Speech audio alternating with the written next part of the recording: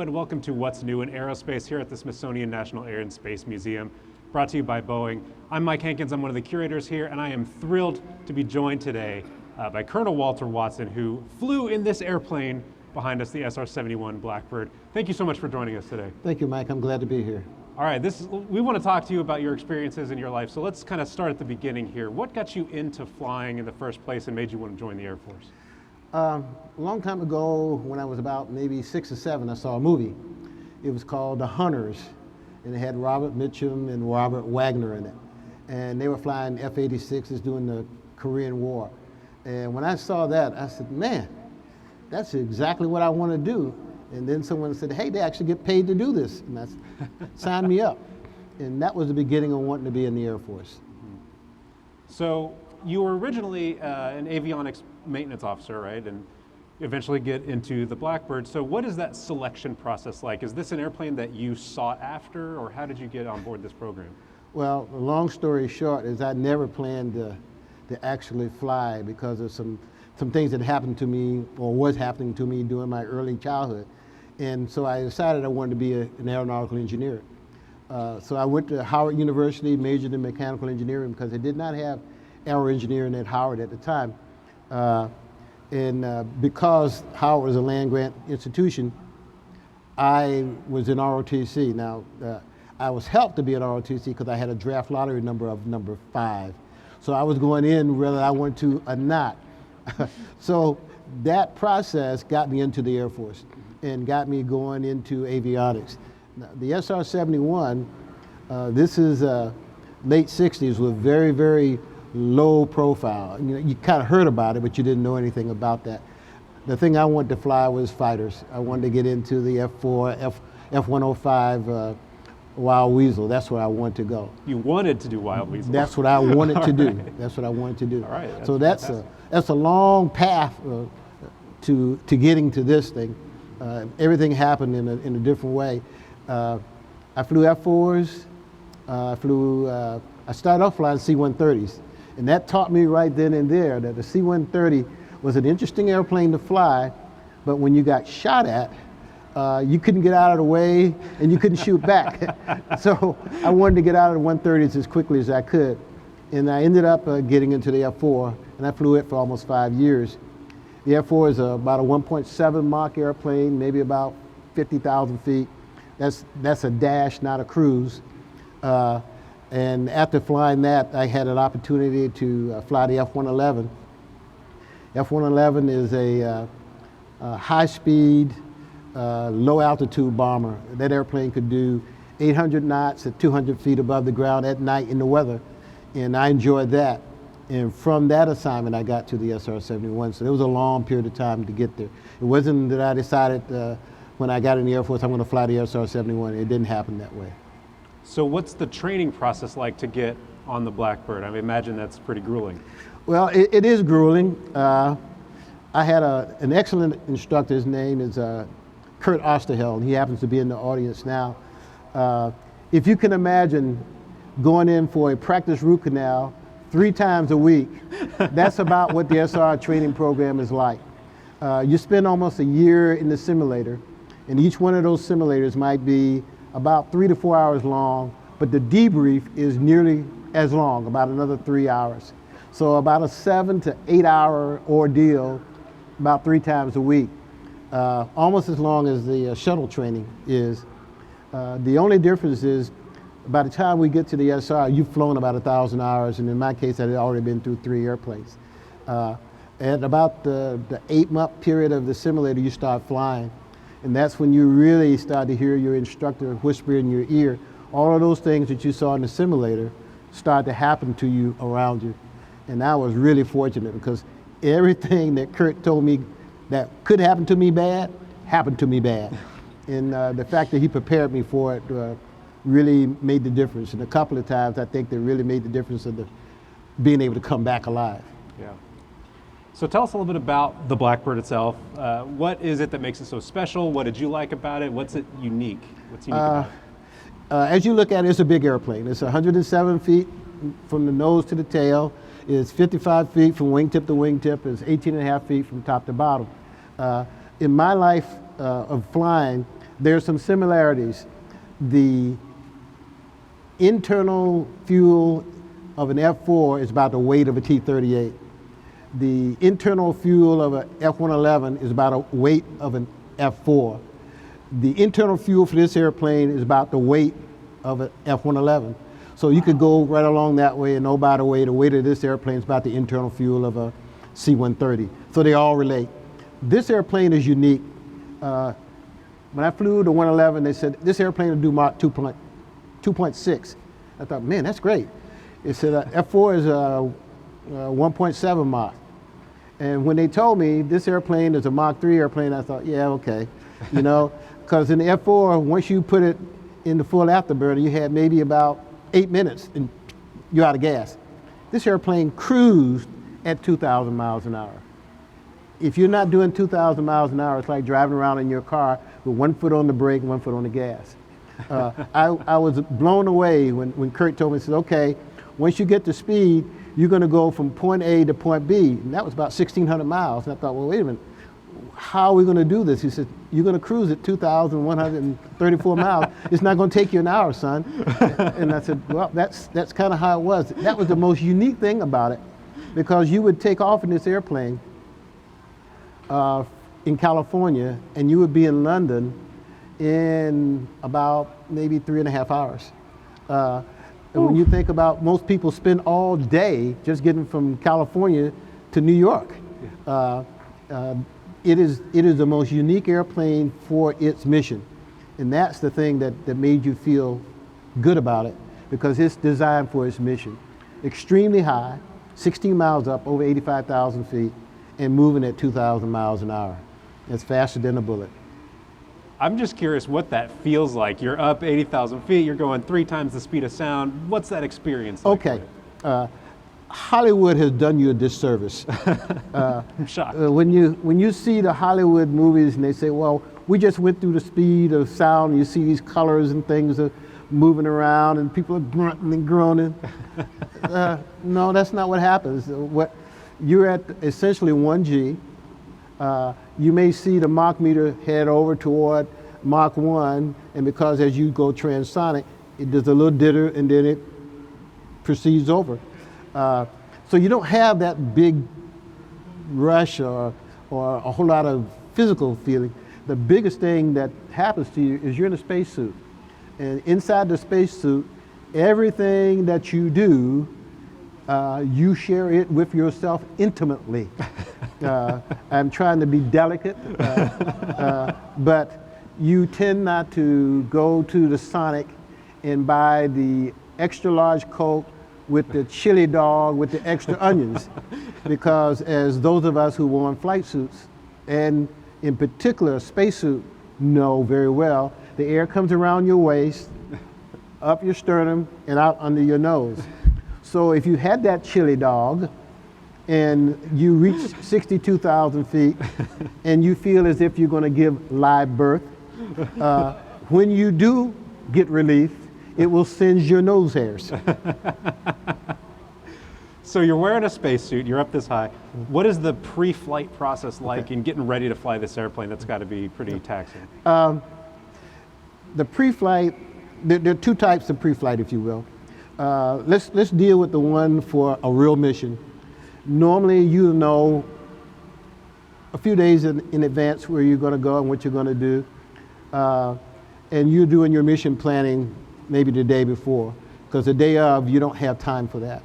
So you've done all your mission planning, you know what's going to happen, they've told you what kind of sensors you're going to have. And that's the one thing that was different about my cockpit. Once you've done that, on the day of the mission, as you go into the planning area or into the operations area, you're going to take a mini physical.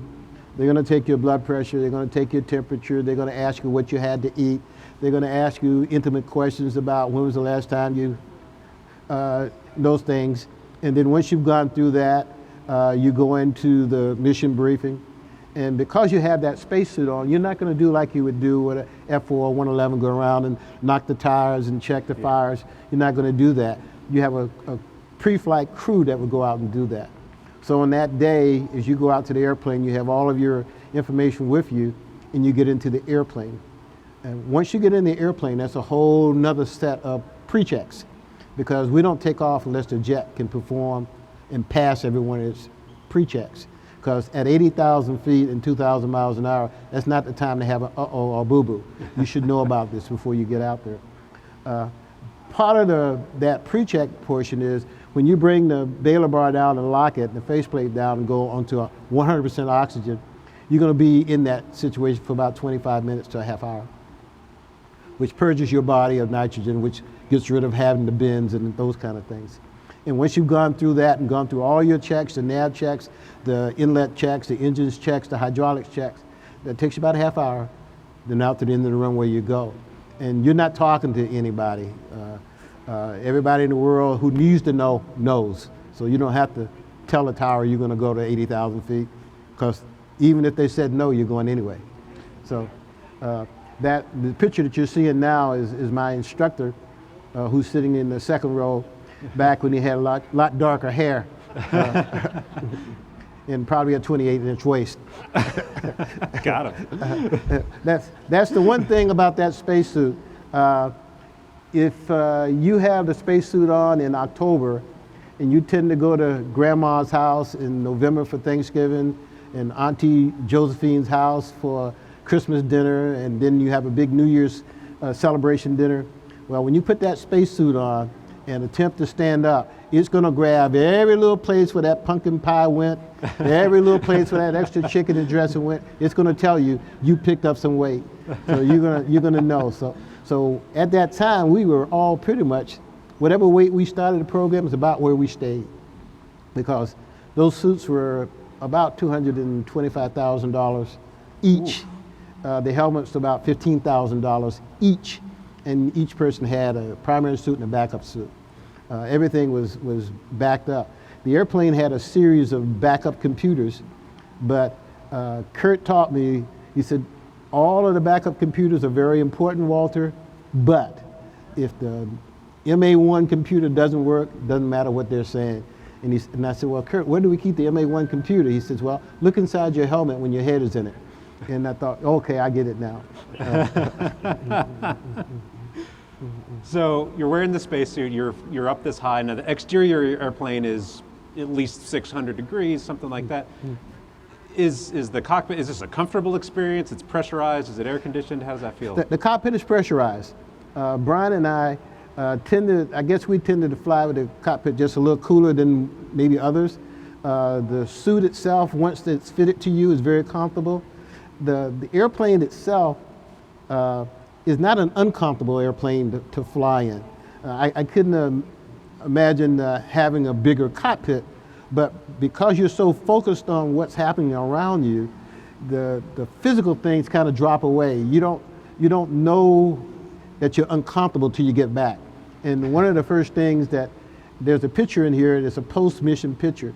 And you can see by looking at Brian and I that experience we had over that previous 6 to 5 hours there was traumatic on our body, because I'm very pale. And as you see, I'm not pale here. But what happened, this is the picture here, this is a post-mission picture. And that paleness comes from not understanding how to adjust your helmet. Because you adjust the helmet up here and that tightens the face seal. Well, for someone who is your complexion, you may not notice it. But someone my complexion, you're going to notice it. Yeah. So I want to talk a little bit about the mission and the Sure. kind of specific things you were doing, because there's two seats here. We've got the pilot in Sure. the front, and Brian Schul was my pilot. Right. So you're the reconnaissance systems officer, Yes. and you're dealing with cameras, you're dealing with sensors and electronic warfare stuff. So tell us about those kind of tasks and what you're doing on a typical mission. On a typical mission, there are a number of missions that we could do, a number of sensors we could have. It depended on who we were going out after. The biggest thing that I would say off the top is Brian's cockpit stayed the same. The J58 engines and the inlets didn't change. The hydraulic system didn't change. The liquid oxygen system didn't change. But for us in the back seat, we may have an all optical sensor package, we may have a radar package. We're always going to be doing some type of electronic intelligence, if you will. And we're always responsible for defending the airplane electronically. The hardest thing about all of that is keeping track of what's going on with the various sensors, because things are happening quite fast when you're moving at 33 miles a minute. And because things are coming up fast, you got to anticipate them. I had an instructor's name was Ed Bethard, and he used to say, Walt, the things that you want to do is not necessarily be fast, but be accurate. And because you're not going to get a second chance. If you pass it, you pass it, and you're not going back to it. I enjoyed being able to be challenged there with the various sensor packages, and that's what I liked about it. The thing that got your attention is when you knew that somebody was looking at you and they intended to end your weekend. And when you picked up those signals, that was the time when you and Brian and I had to be able to communicate. So, okay, here's what I think is happening, here's what's going on, and please, sir, if you got a chance, let's go a little faster.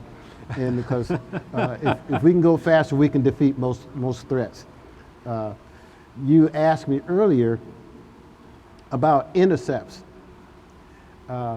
Every place we went where they had airplanes that could try to intercept us, we would see an intercept process. Especially as you go further and further north near the Soviet Union.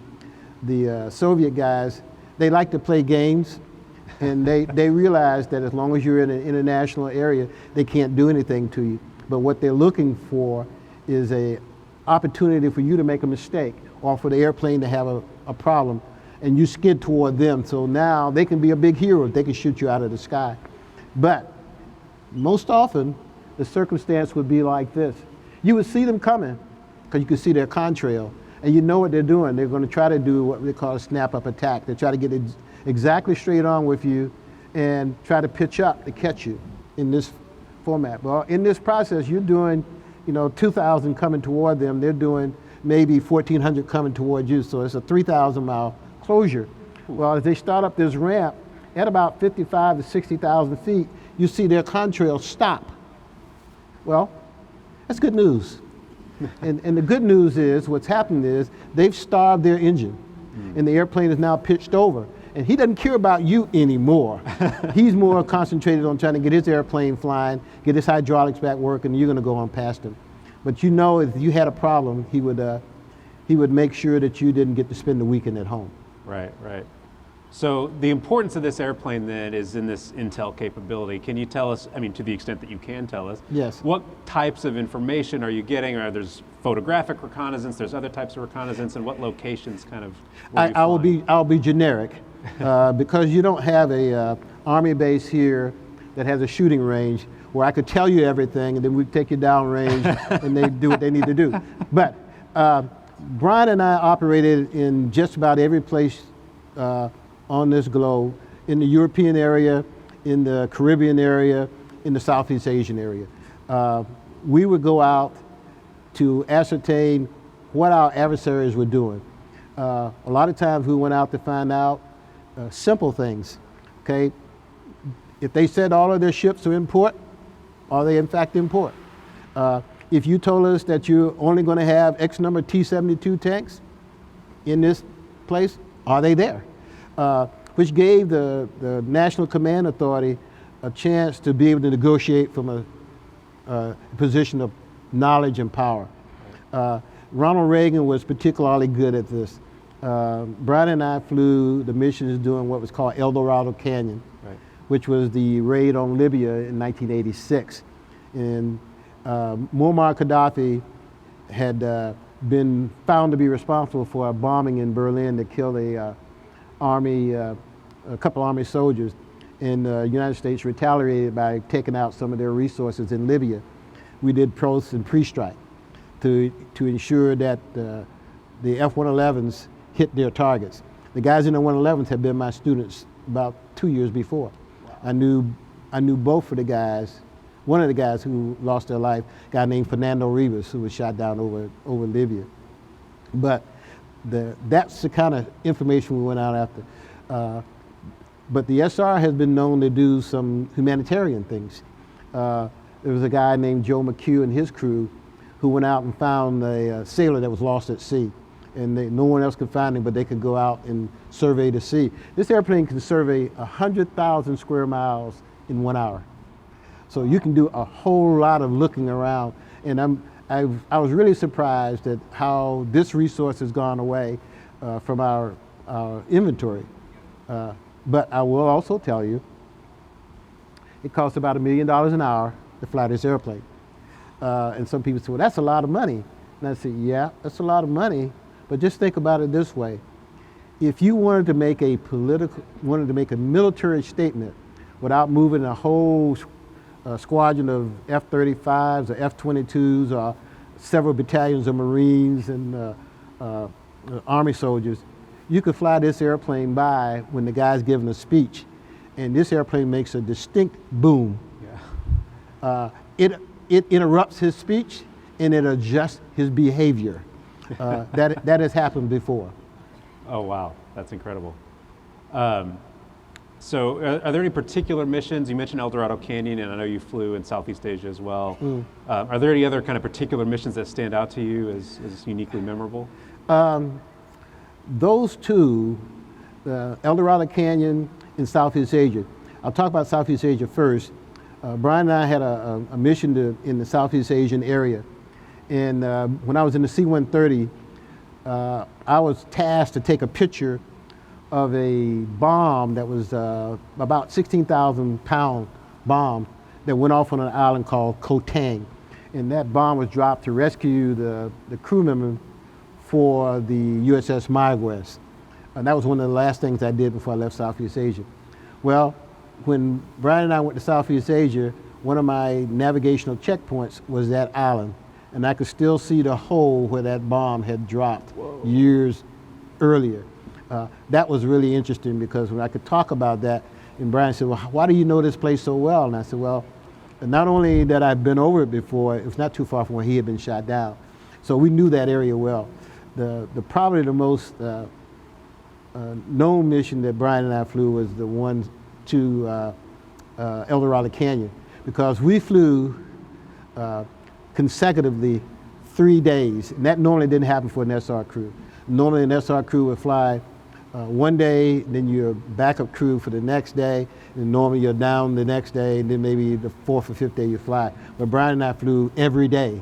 I didn't realize how much of a toll it takes on the body, but you know, it was so much adrenaline running that I didn't think about it. We would launch, the primary crew take off as backup crew. The next day we're the primary crew and then launch as the backup crew. And then the third day we launch again. And that was a lot of work, a lot of backing up, and we were the relatively junior crew.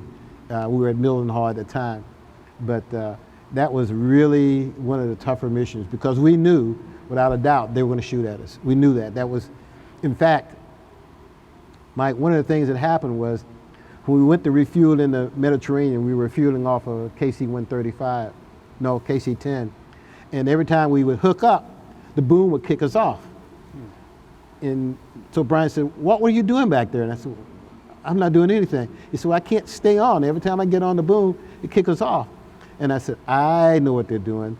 They're trying to talk to us through the boom. And every time they had to talk to us through the boom, they would kick us off. So I said, okay, all right, let me give them a code, change over to a frequency, and try to find out what the message is. Must be something very important. So long story short, I got to the KC guys and I said, okay, what is it that you're trying to tell us? They said, hey, be careful, they're going to shoot. I said, hey, we just dropped probably about 18 tons of bomb on them. Yes, they are going to shoot. There's no doubt in my military mind. And oh, by the way, we're still going. And I said, thank you very much. Let's have the rest of the gas and we'll go on. I appreciate them. And what they were trying to tell us is the Navy was backing us up. So if we had any problems, they would be able to back us up. But I knew they were going to shoot at us. And that day, yea, verily, I believe they did. Everything I got, all the indicators I got, says they fired at us. Now, there's some people who want to argue that we don't have any indications that they shot at us. And to those people, I say, well, you weren't in the cockpit. And everything that says they shot, according to what I was taught, said, yep, they shot. The only good thing is they missed.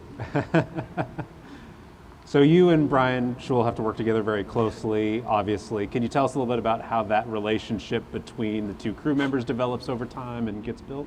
Brian was a single seat guy. He flew A-10s and AT-38s and A-7 before we got together. And Brian would often tell me, he said, hey, you know, used to be a time in my life where I would rather have the 165 pounds worth of gas than to have you. And I said, yeah, Brian, you would, but 165 pounds of gas going in the wrong direction makes you just as dead. But that process of bringing Brian and I together was to be able to get us to communicate effectively between the two cockpits. You can't see him, he can't see you. You're just a voice at the end of the intercom. That was the reason why the simulators took so long. You know, that process through the sim was getting you to be able to communicate with one another such that you didn't have to use all of the words to communicate a problem. Now, Brian was a typical fighter pilot. Every knob, instrument, and gauge had another four-letter name for it. So I had to learn what the friggin' flat was and what the MF was and how this worked. And once I understood his language, I could now understand what the real problem was. And the difference is most of the RSOs will tell you, we had to learn both cockpits. Mm-hmm.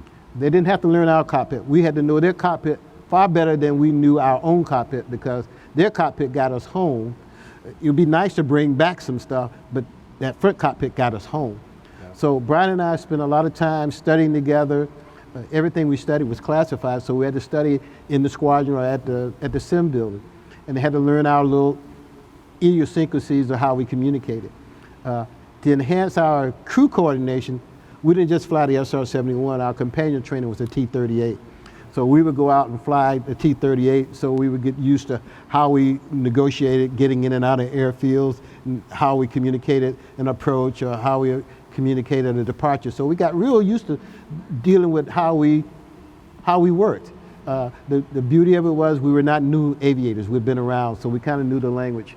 So that was a process, that really was, I would say, the first 7 to 8 months of it was getting us to be able to communicate. Because I don't know how many times during the debrief, it would start off with, Kurt would say, you didn't communicate. That's the reason why you were working one problem and Brian was telling you another problem. You were not communicating. Until you get that, if it's an inlet problem, you're working alpha within limits and you're going through that checklist. The SR-71 had I want to say somewhere between 64 and 107 emergency procedures that you had to have remembered. Wow. You know, you didn't have time to go to the checklist and look at them. You had to have those remembered. Wow. So you'd go through those things. So as soon as something happened, you go to that checklist. You had a unstart. The first thing Brian knew he was going to hear was alpha within limits, because you wanted to make sure the airplane didn't pitch up, roll over, and start down. That was the biggest part of that training process. Yeah. Communications. Right. Now you have the distinction of being the first and I believe only African-American crew member in the SR-71. Can you tell us about what it's like to be an African-American man in the Air Force in the 70s and 80s? Were there any kind of hurdles or obstacles you had to overcome? So we're going to be here all day, right? We got a few minutes. I often, when I sign my autograph on the SR-71, I will say, as you see this picture here, you can see all of the African Americans who have ever flown the airplane. If you look on your far left, you can see the one guy. And I don't know who I'm looking at, but that's Kurt behind me, actually over two over to the left and behind me, along with Joe. I often sign first, last, and only.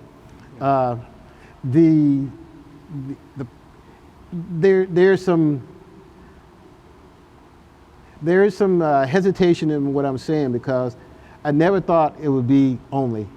I always thought there would be somebody that would follow.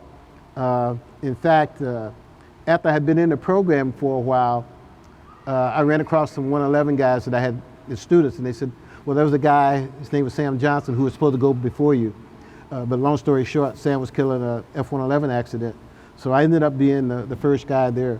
I often tease Brian because we had a land away. In the SR, you don't normally land away at another airfield. Brian and I had an oil problem, and we landed at Colorado Springs. So when I got out of the airplane, I said, okay, I'm going to keep my gloves on, I'm going to keep my helmet on until the very last minute. So my job was to get out and pin the landing gear. So I got out of the airplane and I pinned the landing gear, and I came up toward the cockpit. And as I got toward the cockpit, somehow or another, a crowd had gathered around the airplane. So I waited till the crowd was, kind of looking at me, and I took off my helmet, and you could hear the people gasp. Someone said, "He's already burned up." and so a lot of times people will say, "Are you sure you're the guy that flew the SR?" Or someone will start telling me an SR story, and they say, "It's about this black guy." And I said, "Yeah, I think I know him." But historically speaking, most of the squadrons my wife and I have been in, normally it's been just me or me and another guy. And one of those other guys is the reason why I'm really sitting here now. His name is Leon Armour. And I met Leon, my second F4 tour. And Leon told me, he said, "Hey, these are some things you need to do to be successful." And I thought, I've been in the Air Force a little while, I know a little bit about being successful. And Leon said, "No, you don't." And Leon was a black guy, graduated from Howard when I was in elementary school. And I took great pleasure in telling him that, because I stayed in the same dorm. I was in the first grade when he was in that dorm as a freshman. So I always tease him about that. So he said, "Hey, you need to understand that as you go out here, you're not just representing you, you're representing all of us." When I was in 111, there was one other guy who came to the wing a little later. And when I was in F4s, I flew with Tony Marshall, who was a black guy, graduated from Air Force Academy, was a POW. And the one time that we went on a practice bombing mission up in Scotland, the air traffic controllers lost us. And the squadron commander called himself telling a joke. He said, "Well, when did they lose you?" And we told him. He said, "What time did you take off?" We told him. He said, "Oh, no wonder, it was at night." And I thought, that's not too funny. He said, "Well, hey, you two black guys in the F4 over Scotland at night, there's no way you're gonna find you guys." And I said, if that were only true for the other guys, I'd believe that. But it has been an inspiration, because after leaving the SR, it gave me an opportunity to go to places and talk to people. And to talk to people no matter what their ethnicity, to say, if you got a challenge, make your goal your passion. If you want to be an engineer, then make that your passion. I said, there's no reason why I should be sitting here wearing this SR pin, having flown this airplane, because of the things that happened to me. And I'll share those with you now. When I was a little kid in first, second grade, I had something called a salation, which caused me to have to have operations on my eye. So I had a patch on my eye for a larger part of the first grade. They used to call me, all kinds of names. You know how kids are, pirate, patch, whatever it is, Cyclops, whatever they could call me. But, that didn't bother me nearly as much. But what did bother me was in elementary school, the teacher told my mother, said, "Hey, the best grade he's ever going to get in reading is going to be a D, because he's behind in his reading."